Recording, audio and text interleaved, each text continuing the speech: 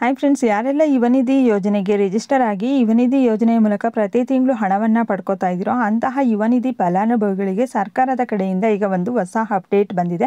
ಹಾಗಾದರೆ ಆ ಅಪ್ಡೇಟ್ ಏನು ಅಂತ ಈ ವಿಡಿಯೋ ಮೂಲಕ ನಿಮಗೆ ಕಂಪ್ಲೀಟ್ ಇನ್ಫಾರ್ಮೇಷನನ್ನು ತಿಳಿಸ್ತಾ ಹೋಗ್ತೀನಿ. ಹಾಗೆ ಇದರ ಜೊತೆಯಲ್ಲಿ ಯುವನಿಧಿ ಯೋಜನೆಗೆ ಸಂಬಂಧಪಟ್ಟ ಕೆಲವೊಂದು ಡೌಟ್ಸ್ಗಳಿಗೆ ಈ ವಿಡಿಯೋ ಮೂಲಕ ನಿಮಗೆ ಕ್ಲಾರಿಫಿಕೇಷನನ್ನು ಕೊಡ್ತಾ ಹೋಗ್ತೀನಿ. ವಿಡಿಯೋನ ಎಲ್ಲೂ ಸ್ಕಿಪ್ ಮಾಡದೆ ಎಂಡ್ವರೆಗೂ ನೋಡಿ. ಹಾಗೆ ಯಾರಾದರೂ ಇದೇ ಫಸ್ಟು ನನ್ನ ಚಾನಲನ್ನು ನೋಡ್ತಾ ಇದ್ದೀರಾ ಅಂದರೆ ಈಗಲೇ ಸಬ್ಸ್ಕ್ರೈಬ್ ಮಾಡಿ, ಈ ವಿಡಿಯೋಗೆ ಒಂದು ಲೈಕ್ ಕೊಡಿ, ವಿಡಿಯೋನ ಆದಷ್ಟು ಬೇರೆಯವರಿಗೂ ಸಹ ಶೇರ್ ಮಾಡಿ. ಇವತ್ತು ಮಾರ್ನಿಂಗಿಂದನೇ ಯುವನಿಧಿ ಡಿಪಾರ್ಟ್ಮೆಂಟ್ ಕಡೆಯಿಂದ ಯುವನಿಧಿ ಯೋಜನೆಯ ಫಲಾನುಭವಿಗಳಿಗೆ ಕಾಲ್ ಬರ್ತಾ ಇದೆ. ಅವರು ಫೋನ್ ಮಾಡ್ತಾ ಇದ್ದಾರೆ ಯುವನಿಧಿ ಡಿಪಾರ್ಟ್ಮೆಂಟ್ ಕಡೆಯಿಂದ. ಹಾಗಾದರೆ ಯಾರಿಗೆಲ್ಲ ಫೋನ್ ಮಾಡ್ತಾ ಇದ್ದಾರೆ, ಯಾರಿಗೆ ಫೋನ್ ಮಾಡಲ್ಲ, ಫೋನ್ ಮಾಡಿದ್ರೆ ಏನು ಇನ್ಫಾರ್ಮೇಷನನ್ನು ಕೊಡ್ತಾರೆ, ನಾವೇನು ಇನ್ಫಾರ್ಮೇಷನನ್ನು ಕೊಡಬೇಕು ಅನ್ನೋ ಫುಲ್ಲು ಡೀಟೇಲ್ಸನ್ನು ನಿಮಗೆ ತಿಳಿಸ್ತಾ ಹೋಗ್ತೀನಿ. ಈ ಹಿಂದೆಯೇ ಸುಮಾರು ತಿಂಗಳಿಂದ ಈ ಒಂದು ಯುವನಿಧಿ ಪ್ಲಸ್ ಯೋಜನೆ ಅಂತ ಜಾರಿಗೆ ತರಬೇಕು ಅಂತ ಸರ್ಕಾರ ಪ್ರಯತ್ನ ಪಟ್ಟು ಹಾಗೆ ಈ ಒಂದು ಯುವನಿಧಿ ಪ್ಲಸ್ ಸ್ಕೀಮನ್ನು ಸಹ ಜಾರಿಗೆ ತಂದಿತ್ತು. ಇದರಲ್ಲಿ ಇಂಟ್ರೆಸ್ಟ್ ಇರೋರು ನಿಮಗೆ ಯಾವ ಸ್ಕಿಲ್ ಬೇಕೋ ಆ ಸ್ಕಿಲ್ಗೆ ಟ್ರೈನಿಂಗನ್ನು ತಗೋಬೋದು. ಅಥವಾ ನೀವು ಸೆಲ್ಫ್ ಎಂಪ್ಲಾಯ್ಮೆಂಟ್ ಆಗಿದ್ರೆ, ನೀವು ಓನಾಗಿ ಬಿಸ್ನೆಸ್ ಮಾಡ್ತೀವಿ ಅಂದರೆ ಅದಕ್ಕೂ ಸಹ ಇದರಲ್ಲಿ ಅವಕಾಶ ಇತ್ತು. ನೀವು ರಿಜಿಸ್ಟರ್ ಆಗಿ ಉಚಿತವಾಗಿ ಸ್ಕಿಲ್ ಟ್ರೈನಿಂಗನ್ನು ತಗೊಳ್ಳೋದಕ್ಕೆ ಈ ಒಂದು ಯುವನಿಧಿ ಪ್ಲಸ್ ಯೋಜನೆಯಲ್ಲಿ ಅವಕಾಶ ಇತ್ತು. ಈಗಲೂ ಸಹ ನಿಮಗೆ ಇಂಟ್ರೆಸ್ಟ್ ಇದೆ ಅಂದರೆ ಈ ಒಂದು ಕೌಶಲ್ಕರ್ ಯೋಜನೆಯ ಮೂಲಕ ರಿಜಿಸ್ಟರ್ ಆಗಿ ನೀವು ಉಚಿತವಾಗಿ ಸ್ಕಿಲ್ ಟ್ರೈನಿಂಗನ್ನು ತಗೋಬೋದು. ನಿಮಗೆ ಯಾವ ಸ್ಕಿಲ್ಲಲ್ಲಿ ಇಂಟ್ರೆಸ್ಟ್ ಇದೆ ಆ ಒಂದು ಸ್ಕಿಲ್ಗೆ ನೀವು ಟ್ರೈನಿಂಗನ್ನು ಪಡ್ಕೋಬೋದು. ಅದೇ ರೀತಿ ಈಗ ಯುವನಿಧಿ ಡಿಪಾರ್ಟ್ಮೆಂಟ್ ಕಡೆಯಿಂದನೇ ಫೋನ್ ಮಾಡ್ತಾ ಇದ್ದಾರೆ.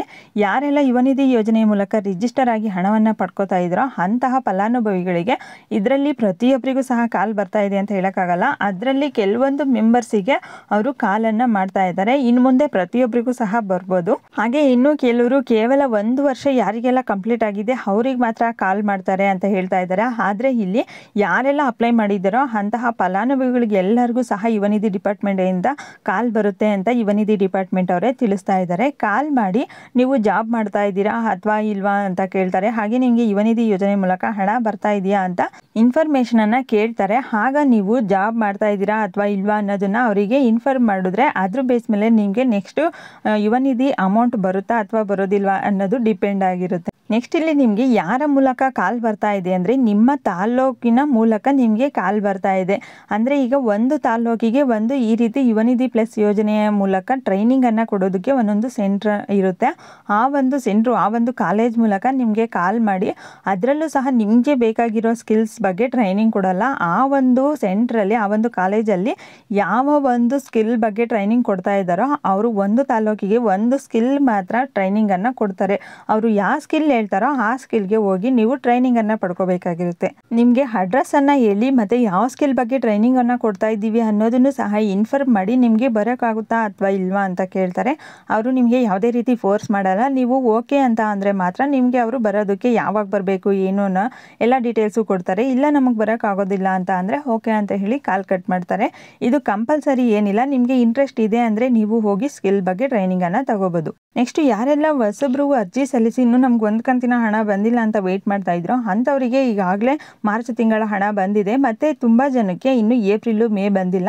ನಾವು ಸೆಲ್ಫ್ ಡಿಕ್ಲರೇಷನ್ ಸಬ್ಮಿಟ್ ಮಾಡಿಲ್ಲ, ಹಾಗಾಗಿ ನಮಗೆ ಹಣ ಬರುತ್ತಾ ಅಥವಾ ಬರೋದಿಲ್ವಾ ಅನ್ನೋ ಡೌಟ್ ನಿಮಗೆ ಬೇಡ. ವಿತೌಟ್ ಸೆಲ್ಫ್ ಡಿಕ್ಲರೇಷನ್ನು ಸಹ ನಿಮಗೆ ಹಣ ಬರ್ತಾ ಇದೆ.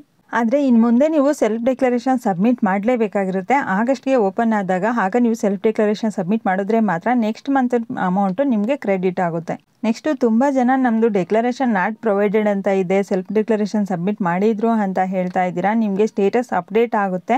ಅಪ್ಡೇಟ್ ಆಗೋವರೆಗೂ ಸಹ ವೆಯ್ಟ್ ಮಾಡಿ. ಯಾವುದೇ ಪ್ರಾಬ್ಲಮ್ ಆಗೋದಿಲ್ಲ, ಅಮೌಂಟ್ ಬರುತ್ತೆ. ಒಂದು ವೇಳೆ ನಿಮಗೆ ಈ ಮಂತ್ ಎಂಡಿಂಗ್ವರೆಗೂ ಸಹ ಅಮೌಂಟ್ ಬಂದಿಲ್ಲ ಅಂತ ಅಂದರೆ ಆಗ ನೀವು ಯುವನಿಧಿ ಡಿಪಾರ್ಟ್ಮೆಂಟನ್ನು ಕಾಂಟ್ಯಾಕ್ಟ್ ಮಾಡ್ಬೋದು ಅಥವಾ ನಿಮ್ಮ ಹತ್ತಿರದಲ್ಲಿ ಇರ್ತಕ್ಕಂತಹ DDPI ಆಫೀಸ್ಗೆ ವಿಸಿಟ್ ಮಾಡ್ಬೋದು. ನೆಕ್ಸ್ಟು ಯಾರಿಗೆಲ್ಲ ಇನ್ನೂ DDPI ಪೆಂಡಿಂಗ್, DDPU ಪೆಂಡಿಂಗ್ ಅಂತ ಇದೆ ಅಂತ ಅಂದರೆ ನೀವು ತಕ್ಷಣ ನಿಮ್ಮ DDPI ಆಫೀಸ್ಗೆ ವಿಸಿಟ್ ಮಾಡಿ ಅಲ್ಲಿ ನಿಮ್ಮ ಡಾಕ್ಯುಮೆಂಟ್ಸನ್ನು ವೆರಿಫಿಕೇಷನ್ ಮಾಡಿಸ್ಬೇಕು. ಈಗಾಗಲೇ ನೀವು ವೆರಿಫಿಕೇಷನ್ ಮಾಡಿಸಿದ್ರೂ ಸಹ ಇನ್ನೂ ಅಪ್ಡೇಟ್ ಆಗಿಲ್ಲ ಅಂತ ಅಂದರೆ ಮತ್ತೆ ನೀವು DDPI ಆಫೀಸ್ ವಿಸಿಟ್ ಮಾಡೋ ಅವಶ್ಯಕತೆ ಇರೋದಿಲ್ಲ. ಅಪ್ಡೇಟ್ ಆಗುತ್ತೆ, ಅದು ಟೈಮ್ ತಗೊಳುತ್ತೆ. ಅಪ್ಡೇಟ್ ಆಗೋವರೆಗೂ ಸಹ ವೆಯ್ಟ್ ಮಾಡಿ. ನೆಕ್ಸ್ಟು ಇನ್ನೂ ಕೆಲವರಿಗೆ DBT ಪುಷ್ಡ್ ಅಂತ ಬಂದು ಪೆಂಡಿಂಗ್ ಅಂತ ಇದೆ ಅಂತ ಅಂದರೆ ಇದುವರೆಗೂ ಸಹ ಇನ್ನೂ ಅಮೌಂಟ್ ಕ್ರೆಡಿಟ್ ಆಗಿಲ್ಲ ಅಂತ ಅಂದರೆ ನಿಮ್ಮ ಬ್ಯಾಂಕ್ಗೆ ವಿಸಿಟ್ ಮಾಡಿ ನೀವು ಆಧಾರ್ ಅಪ್ಡೇಟನ್ನು ಮಾಡಿಸ್ಬೇಕಾಗಿರುತ್ತೆ. ಆಧಾರ್ ಅಪ್ಡೇಟ್ ಆಗಿಲ್ಲ ಅಂತ ಅಂದರೂ ಸಹ ನಿಮಗೆ ಯುವನಿಧಿ ಅಮೌಂಟು ಬರೋದಿಲ್ಲ, ಪೆಂಡಿಂಗ್ ಅಂತಲೇ ಇರುತ್ತೆ. ಈ ಇನ್ಫಾರ್ಮೇಷನ್ ನಿಮಗೆ ಯೂಸ್ಫುಲ್ ಆದಲ್ಲಿ ತಪ್ಪದೇ ಈ ವಿಡಿಯೋಗೆ ಒಂದು ಲೈಕ್ ಕೊಡಿ. ಹಾಗೆ ಈ ವಿಡಿಯೋನ ನಿಮ್ಮ ಫ್ರೆಂಡ್ಸಿಗೂ ಸಹ ಶೇರ್ ಮಾಡಿ. ಇದೇ ರೀತಿಯ ಇನ್ನೂ ಹೆಚ್ಚಿನ ಅಪ್ಡೇಟ್ಸ್ಗಳಿಗಾಗಿ ಈಗಲೇ ನನ್ನ ಚಾನಲನ್ನು ಸಬ್ಸ್ಕ್ರೈಬ್ ಮಾಡಿ, ಪಕ್ಕದಲ್ಲಿರೋ ಬೆಲ್ ಐಕನ್ ಮೇಲೆ ಕ್ಲಿಕ್ ಮಾಡಿ ಆಲ್ ಅನ್ನೋ ಆಪ್ಷನನ್ನು ಸೆಲೆಕ್ಟ್ ಮಾಡಿ.